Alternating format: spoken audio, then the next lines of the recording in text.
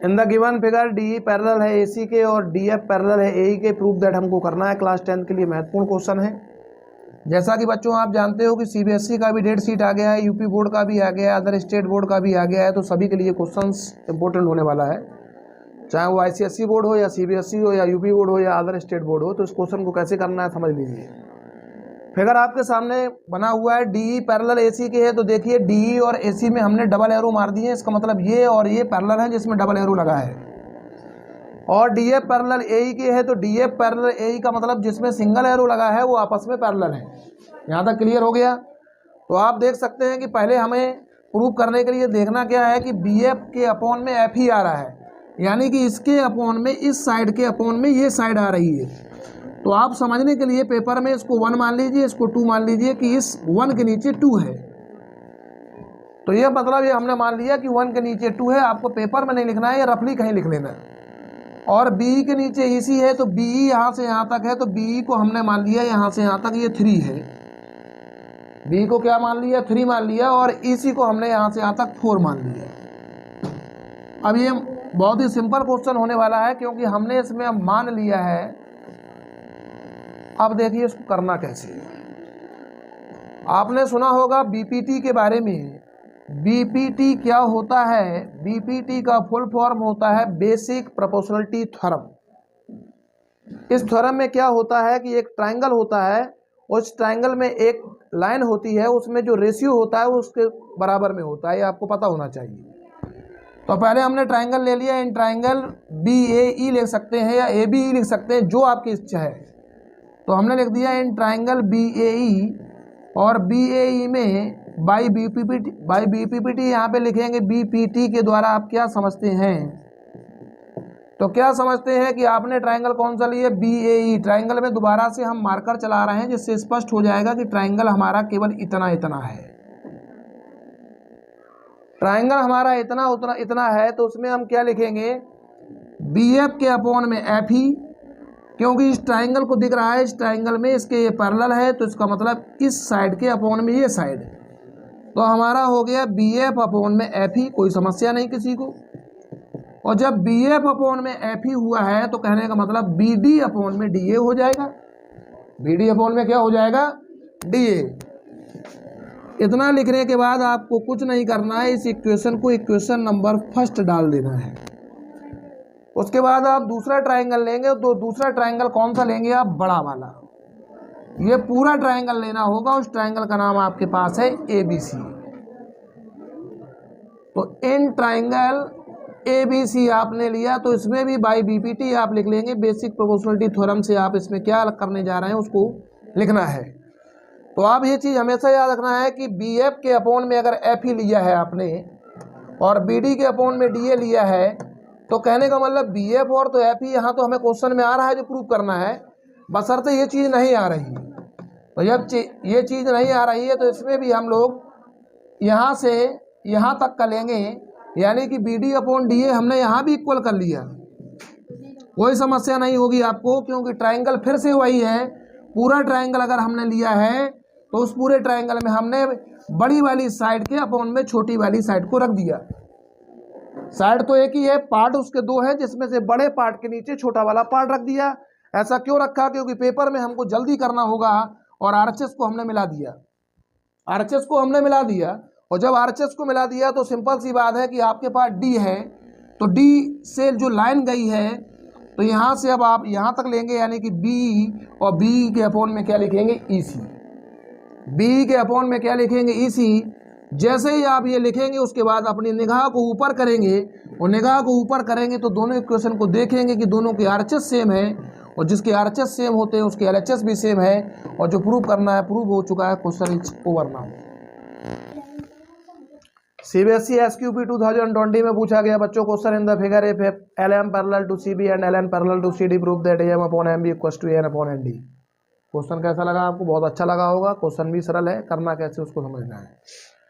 इसको प्रूव करने के लिए आप देख सकते हैं कि आपका जो डायगोनल है वो AC है, और इस डायगोनल से ये फिगर 2 पार्ट्स में डिवाइड हो रहा है। एक ट्रायंगल ABC बन गया, नीचे वाला ट्रायंगल बन गया ADC बन गया। क्लियर है? यहाँ तक कॉन्सेप्ट इज ओके।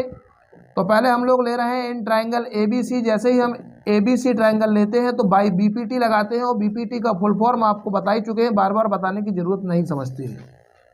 क्लियर? तो BPT लगाएंगे तो क्या हो जाएगा, देखिए AM/MB, AM/MB अगर आपने लिया है तो नीचे भी आप क्या लेंगे, AL/LC। क्लियर है यहाँ तक? AM/MB इक्वल टू AL/LC आपका ये इक्वेशन बन गया फर्स्ट। उसके बाद नीचे वाला ट्राइंगल लेंगे, ट्राइंगल का नाम ADC लिखना चाहे तो ADC, चाहे जो लिखना चाहे या ACD। तो इन ट्राइंगल हमने ले दिया ADC, फिर से हमने लगाया बाई BPT। जो पहले क्वेश्चन में समझाया इसी क्वेश्चन में फिर से बता रहा हूँ कि AM/MB आ चुका है, इसका मतलब इस चीज़ की हमें ज़रूरत नहीं है, तो इसके इक्वल में यही चीज़ उधर लिखो। तो इस ट्राइंगल में भी देख सकती हो कि AL/LC, AL/LC, AL/LC किसके इक्वल होगा, तो यहाँ क्या बचा आपका AL/LC, तो इधर क्या बचा आपका AN/ND। ये इक्वेशन आपका कौन सा बन गया, सेकंड। अब आप फर्स्ट और सेकंड से लिख सकती हैं, from first and second it is clear that RHS are equal then LHS is also equal. तो देयरफॉर लिख के आपको यही चीज लिखना है। इसी के साथ क्वेश्चन हुआ प्रूव। CBSE SQP 2020 में फिर से क्वेश्चन पूछा गया, in the given figure below AD/AE। तो आपको फिगर में दिखाई दे रहा है कि A से D की डिस्टेंस यहाँ से AD है, यहाँ से यहाँ तक की, और AE का मतलब यहाँ से यहाँ तक की है। AD और AE का जो रेशियो है वो AC और BD के रेशियो के इक्वल है। तो AC ये वाली है और BD ये वाली है। एंगल 1 और एंगल 2 इक्वल है, तो हमें सो दैट करना है कि ट्राइंगल जो हमारा BAE है वो सिमिलर है ट्राइंगल CAD के। तो BAE ट्राइंगल ये है, बोर्ड पे देखिए, ये ट्राइंगल BAE है और ये ट्राइंगल CAD है। ये हमें सो दैट करना है कि सिमिलर करना है। तो सबसे पहले देखिए कि अगर ट्राइंगल ABC की बात करते हैं, इन ट्राइंगल ABC में अगर बात करते हैं तो ट्राइंगल ABC में क्वेश्चन में गिवन है कि एंगल 1 इक्वल टू हमारे किसका है, एंगल 2 के है। ये हमें क्वेश्चन में गिवन है। अब एंगल 1 और एंगल 2 अगर इक्वल है आपस में, तो आपने एक पढ़ा होगा कि angles opposite equal sides are equal. But यहाँ उल्टा है, यहाँ एंगल इक्वल है तो उनके साइड भी अपोजिट इक्वल होंगी। तो एंगल 1 के यहाँ पर अपोजिट साइड देखा जाए कि ABC ट्राइंगल की बात कर रहा है, तो इसके ABC ट्राइंगल हमारा कौन सा है,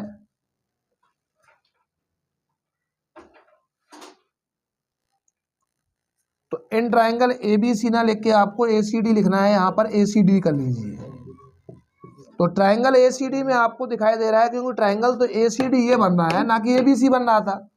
एंगल 1 और एंगल 2 इक्वल है, तो एंगल 1 के अपोजिट साइड की अगर बात करता है तो कौन सी साइड है, CD।